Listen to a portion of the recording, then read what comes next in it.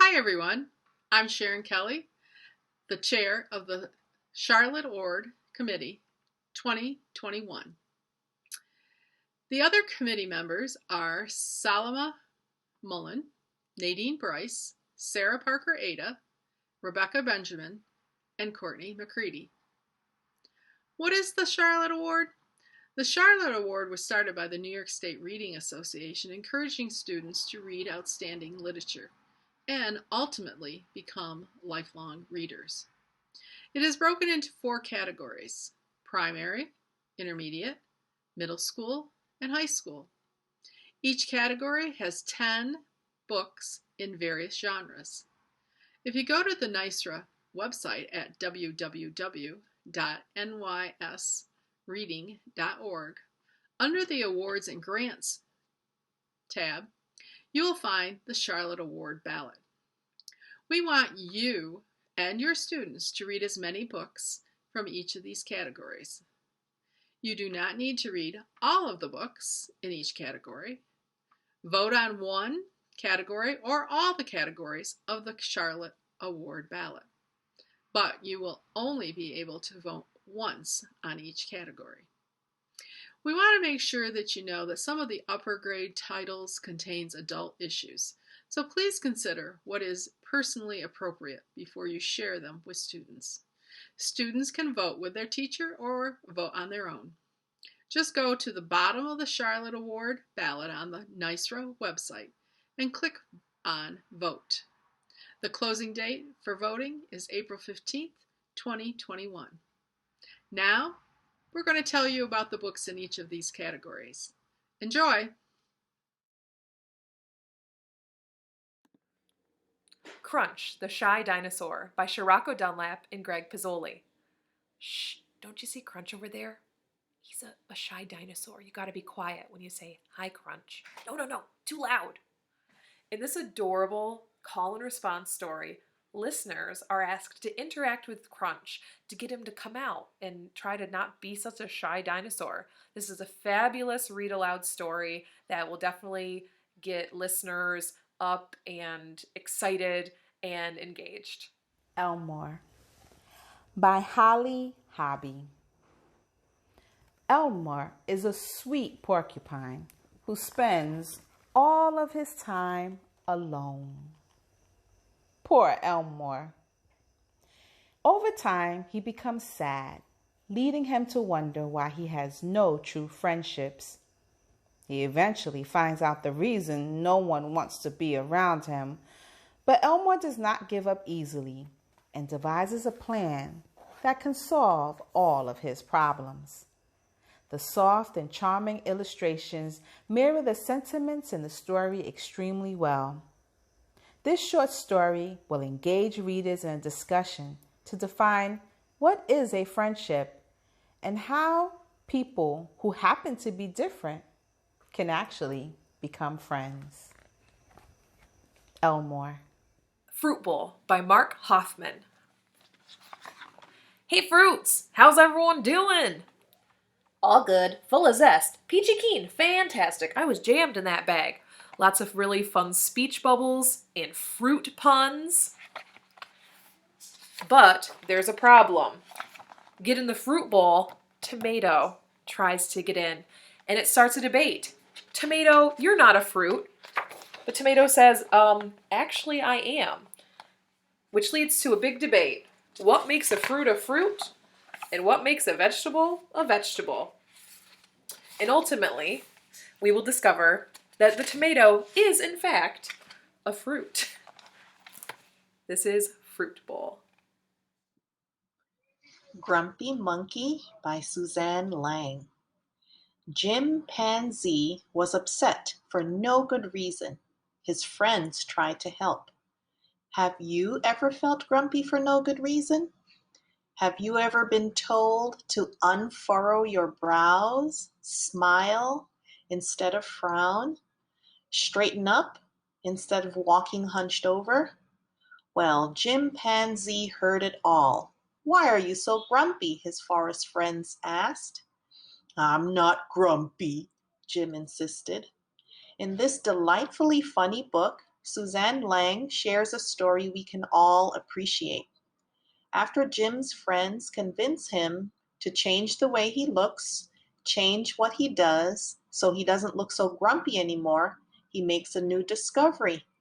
Find out what Jim learns when he realizes grumpy feelings can hurt just as much as what happens when you dance with a porcupine. Who doesn't love a peek through picture book? Here we have Moon by Britta Teckentrup.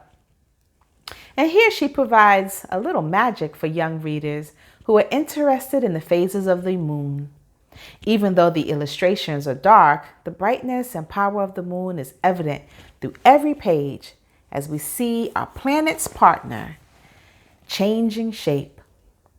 There are animals featured in this story that shows the different nighttime activities they partake in while experiencing the moonlight for themselves. No More Noisy Nights, written by Holly Niner and illustrated by Guy Wolek. This is Jackson. He's a mole, and he's just moved into his new home, and he's really excited about it.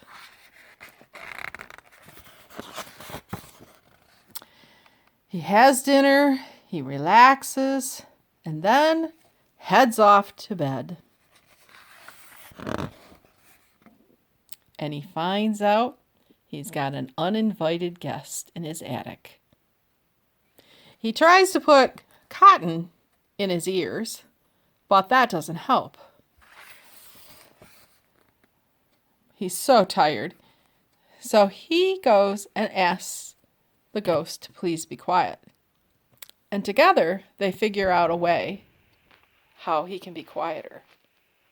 There are others that are in the house also, making lots and lots of noise. Read on to find out how the story ends. What Will Grow by Jennifer Ward is an especially charming book for young readers who want to know more about the topic of seeds. Even though the text is simple, the illustrations are highly informative with strong and vibrant colors. On each page is an illustration of a type of seed, while the opposite page shows what is produced from that specific seed. Animals and insects are also featured in the illustrations, highlighting how seeds are part of an ecosystem that provides for many creatures, not only humans. Ward includes several fold-out pages to entice interest and a section in the back of the book describing how each seed should be planted. Windows by Julia Dinos and illustrated by E.B. Goodale. Windows is a story that captures a moment in time. A moment in which a young boy takes his fluffy little dog out for a walk at dusk. While walking in his community, he happens to notice through the lighted windows the current happenings occurring in neighbors' homes. For example, he views a cat relaxing by the window, a woman painting, and a couple dancing. The little boy lives in a diverse neighborhood filled with people who are happy and serene as the day is ending. The sweet ending takes the little boy back home to experience his own slice of happiness. This is about the book Annie's Life in Lists by Kristen Mahoney. Annie is a fifth grader who lives in Brooklyn, New York. And she has some things that happen to her. They move to a new home. She's worried about losing a friend, saying the wrong thing. So the whole story would help out people who are in that kind of situation. So I'm going to tell you about her a little by giving you one of her lists. I have 1, an incredible memory. Really, it's almost photographic that can get myself in trouble. 2, a brother who is mad at me. because he thinks I am the reason they had to move to Clover Gap. Population 8,432. 3. A best friend who is almost certain will always be my best friend. 4. New classmates, some of whom are nicer than others. 5. A rocky start to finding a place in my new home. To listen to more of her or hear more of her stories in lists, read Annie's Life in Lists. The Heart and Mind of Frances Pauli by April Stevens. 11-year-old Fig Rotten, known as Frances to everybody else, would rather spend time out in her own world, out in nature, than doing whatever it is that other 11-year-olds like to do. Fig Rotten has no idea what that could be. Fig Rotten's older sister just walks by Fig Rotten's wild bedroom that she's filled with tree limbs and leaves and feathers and other things she's found out in nature. Her older sister walks by her bedroom and just shakes her head in disgust. How did I ever get this for a sister? But as the story progresses, Fig Rotten starts to realize her place in the world. It's a really beautiful story about realizing who you are and how you fit into the world without compromising your true self. And it's a delightful little read. This is The Heart and Mind of Frances Pauli. My Brigadista Year by Catherine Patterson. Laura is only 13, but she leaves her family's comfortable home to go off into the rural countryside to teach adults and children how to read and write. What, you might be saying? How can a teenage girl leave home to live with strangers? Best-selling author Catherine Patterson tells a fascinating story based on the historical events of volunteers who transformed 1960s Cuba into a literate society with Fidel Castro's national literacy campaign. Become inspired by this coming-of-age story, steeped in rich cultural description and the intrigue of human struggle for a better life. Ra the Mighty, Cat Detective by A.B. Greenfield and illustrated by Sarah Horn. Greenfield has written a wonderful mystery book for young readers. Ra is the pharaoh's favorite cat who tends to spend his day lazing about the pool and enjoying snacks from the servants. Ra is enjoying his pleasurable life until one day a cat named Meow, who lives among the servants, startles his quiet world by explaining how she is looking for a lost and scared little girl. Ra attempts to ignore Mew and her problems, but his friend, Kepri, a dung beetle, insists that Ra help Mew find the little girl. The three eventually find the little girl hiding because she is frightened. When they find out what the girl is accused of doing, the three go on a quest around the pharaoh's home to solve a mystery perfect for a true detective. This story is full of adventure, silliness, and some history too. Without sounding too academic, children will learn about some of the aspects of ancient Egyptian life.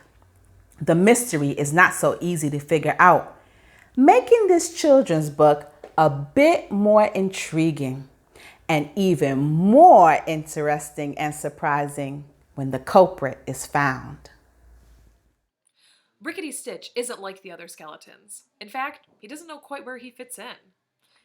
He doesn't belong in the world of men, and he doesn't belong in the world of monsters. After he and his best friend, Gelatinous Goo, get fired from their sweet, sweet job in the dungeon, they set off into the world. And Rickety Stitch is just trying to find out, who was he in life? The only thing he knows is a mysterious song that comes to him in his dreams that gives him clues about his past life and who he used to be. This is Rickety Stitch and the Gelatinous Goo, The Road to Ipoli, by Ben Costa and James Parks. It's a beautiful full-color graphic novel. Fun times, Rickety Stitch. Sticky Notes by Diane Tutchell. This is a story about a 10-year-old boy named Foster and his family. His father has started to forget things, like who was cooking the bacon. It started on fire, and the father was nowhere to be found. So they start to put up sticky notes around the house to help his father remember where he is, what he needs, where he can find things. They call in professionals, but the one thing they don't do is they don't give a lot of information to Foster. So Foster goes along, gets picked on by some of his friends for things that have happened out in public. But it's a great book, a heartwarming book about the dealings that you have to go through with maybe a parent or a grandparent who has Alzheimer's.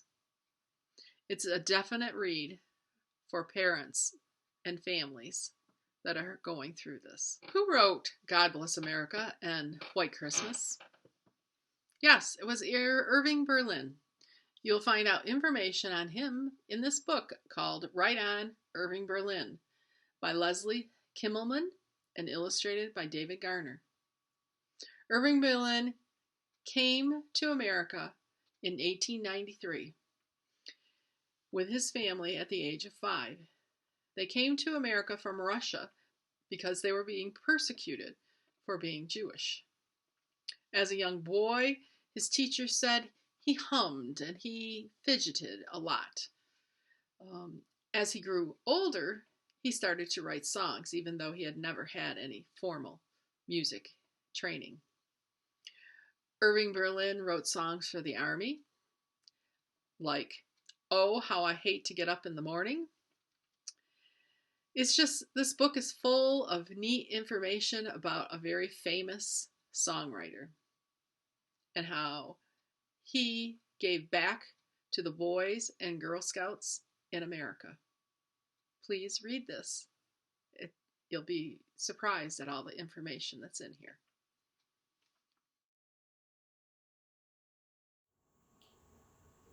Just Under the Clouds by Melissa Sarno. Cora is a middle schooler who gives us a glimpse into the life of a family who is experiencing homelessness.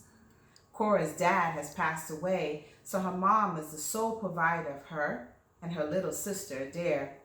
Cora's mom struggles to find safe housing, and after moving from one place to another, Cora's mom has no choice but to ask her close friend Willa if they can stay with her. Cora finally feels a sense of peace staying with Willa because her home is beautiful and, most importantly, safe. However, when Willa starts questioning Cora's mother about her parenting skills and plans for the future, Cora's life becomes unstable once again. So to find out Cora's story, you need to read Just Under the Clouds.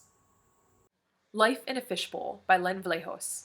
This is the story of a father who, upon finding out that he has an inoperable brain tumor, decides that he wants to set his family up financially by attempting to sell his life on eBay. Told from multiple perspectives, including that of the father's brain tumor, who describes what it's like to eat his memories and devour his life, and from the daughter, and also told from the perspective of the people who are bidding on the life of this man. This family who's in mourning over the dying father is just thrust into this kind of national stage, and it's the story of what they do to try to be a family and come together in these hours of the father's, in these final hours of the father's life. It is tragic, but also beautiful and ultimately an uplifting story. Life in a Fishbowl. The Lifters by Dave Eggers, illustrated by Aaron Renier. This easy middle grade read by Eggers tells the story of 12-year-old Granite Flower Petal. Granite, or Gran as he likes to be called, has moved to a new town called Carousel. Like most children who move, Gran has to become used to a new home, a new neighborhood, and a new school. Unfortunately, school is not what he expected, and the students and teachers behave rather strangely, except for one young girl named Catalina. Catalina is the only person who speaks to him, but only after he runs into a wall on purpose. After the incident, Gran decides to follow Catalina home, only to find that she disappears after turning a bend in the woods. Where did Catalina go? Gran attempts to solve the mystery, but finds himself falling deeper and deeper into a problem that he cannot wrap his head around. He soon learns he needs to be brave and believe in himself when the time comes to save an entire town. Readers will find a little of everything in this story: magic, adventure, mystery, and happy endings. The Miscalculations of Lightning Girl by Stacey McNulty. When Lucy is struck by lightning, she acquires genius-level math skills. And at the age of 12, she's all ready to head off to college. That's how brilliant she is. But her grandmother, who is her caregiver, tells her that in order to head off into the world, she first needs to learn a little bit about social skills, and sends her off to 1 year of middle school. And if she can do that, then she'll be allowed to head off to college, which is where she wants to be. So Lucy heads off to middle school and finds out that math can't quite help you solve everything, although it does help a lot. She ends up taking up a group project, helping an animal shelter, and her extreme math skills help the animals in a really amazing way. This is a really cool story about finding out who you are and using your skills to do beautiful things in the world. This is The Miscalculations of Lightning Girl. This is Out of Wonder, Poems Celebrating Poets by Kwame Alexander, Chris Colderley, and Marjorie Wentworth, illustrated beautifully by Aqua Holmes. This is a collection of poems that are celebrating 20 different poets, from Emily Dickinson to Nikki Giovanni. This is just a beautiful piece that's celebrating these poets by adopting their rhythm, style, some of their themes and tones and how they write. It's a beautiful celebration of the poetic form, and when I say that the illustrations are just stunning, this is just a beautiful, beautiful book, and it also includes little blurbs about each of the poets that are celebrated in its pages. This is Out of Wonder, Poems Celebrating Poets. Pride, the story of Harvey Milk and the rainbow flag. Equality, pride, hope, love. Harvey Milk's big dreams for all of us. An ordinary man living his own life found a place to share his voice. He fought for all, gay and straight, and engaged in lively marches and debates. The first openly gay elected politician in California and member of the San Francisco Board of Supervisors, Harvey Milk passed anti-discrimination legislation, but he, along with Mayor George Moscone, were assassinated by a colleague who held different views only 11 months into his term. Harvey's dream and the story of the pride flag is told simply and beautifully in this book. Rob Sanders' powerful, tear-jerking story and Steve Salerno's bursting images show Harvey Milk's dedication and commitment to pride, hope, and justice for all. The Science of Breakable Things by Tay Keller. Natalie is having a hard time in life. Her mom, who suffers from depression, has mainly disappeared from her life, and her dad is just trying to hold everything together. The only reprieve Natalie receives is when she is visiting her friend Twig or when she is in science class. Natalie attempts to deal with her mom's depression, but as time goes on, she begins to suffer the consequences of living with someone who has a mental illness. One day, Mr. Neely, Natalie's science teacher, suggests that she enter an egg drop contest. Natalie becomes excited about the contest, thinking if she wins the money, she'll be able to take her mother to New Mexico to see her favorite plant. When things go awry for Natalie and her friends, Twig comes up with a crazy idea that puts them in an unexpected situation. Told from Natalie's perspective, Keller does a wonderful job making Natalie's character come to life. In this book, different science topics are discussed at some length, making this a great pick for young people who love science. A good read about friendships and having hope despite the circumstances. This is Americanized, Rebel Without a Green Card by Sarah Saidi. It's her memoir, the tale of when she was 13 years old and found out that her family was in the country illegally from Iran when her older sister was attempting to apply for a summer job but couldn't because she didn't have a social security number. The story documents the family's journey towards citizenship, but also is filled with these lovely little vignettes about embarrassing family members, bad decisions, puberty, the management of unibrows, all sorts of things. This is Americanized, Rebel Without a Green Card. And there's also pictures and excerpts from Sarah's diary growing up in the 90s. This is a selfie. She says, a selfie, back when we didn't know how a selfie would turn out. We were so brave. Fatal Throne, The Wives of Henry VIII Tell All. This story is by Candace Fleming, M.T. Anderson, Stephanie Hemphill, Lisa Ann Sandell, Jennifer Donnelly, Linda Sue Park, and Deborah Hopkinson. Why so many authors, you ask? Each of these young adult authors take on the voice of Henry VIII or one of his 6 wives. Each section details the rise and fall of the women that entered and exited Henry's life. Fatal Throne. Second in Command by Sandy Van. This is a unique book because it is all done in verse. It's about a family where the mother is deployed for 6 months. The father is working constantly. The oldest son is a 16-year-old, and his name is Leo. There is a daughter, Rena, who's 6, and a younger brother who is 14, named Jack. Leo wants to become a police officer someday, so he is trying to get into the Summer Youth Police Academy. He also wants to get his Eagle Scout award. Everything's fine until he notices that his brother is hanging out with the wrong crowd. How will Leo help his brother?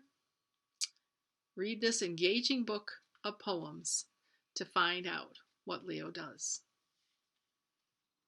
The Walls Have Ears, A Black Spy in the Confederate White House by Hope Irvin Marston. This is about a young black woman called Mary Jane who decides to leave her family and become a slave in a Confederate White House during the Civil War in Richmond. She has been educated to be able to read and write, but needs to hide this to look like an uneducated slave in the South. It goes through the triumphs and the disappointments of her life in helping pass information to the Union soldiers to win battles. This is an excellent story to read if you're studying about the Civil War and want a perspective of how the slaves were treated. Jaya and Rasa, A Love Story by Sonia Patel. Is it possible? Jaya Mehta, age 17, a rich transgender Gujarati outsider, hates wealth, secrets, and privilege, but has it all. Rosa Santos, age 16, an impossibly beautiful, ethnically mixed daughter of a single mother of 4, has watched her mother overpower men, leaving her children unattended and alone on her conquests. A chance meeting on a sunny mountain in Hauula, Hawaii, brings Jaya and Rosa face to face. Never having known true love or closeness, can they rise above years of family struggle to overpower the depression he faces and the sexual violence she faces to form a loving bond they have never known? Author Sonia Patel reveals the healing power of hope and love in this beautiful young adult novel. Neverworld Wake by Marisha Pessel. This is the story of Beatrice, who returns home 1 year after graduation. She's a little hesitant because her senior year, her boyfriend died, and all of her best friends have kind of grown apart because she does suspect that they know a little bit more about his death than they're letting on. They do end up going out for a party the night that she visits, and on the way home, they get into a horrible car accident.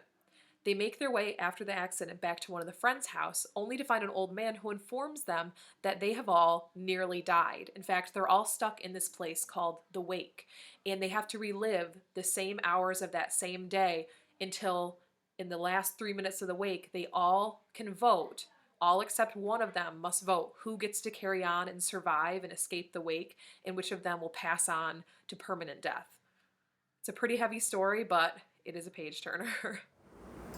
The Window by Amelia Brunskill.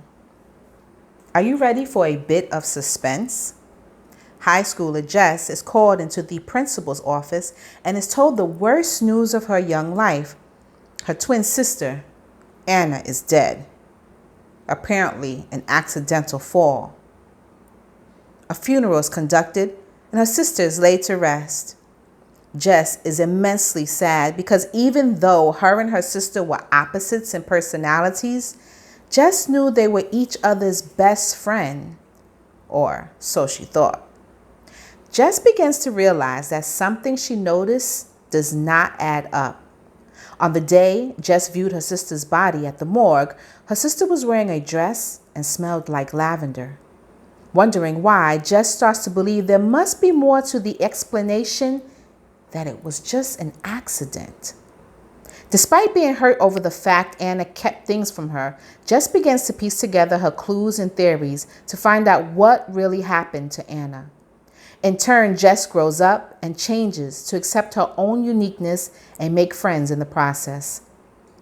The plot moves at a good pace and pulls the reader along as the short chapters explain a little more of the mystery each time, making the story very hard to put down. Brunskill spins a good tale of teenage drama and explains how one mistake can lead someone to manipulate a person so much to their demise.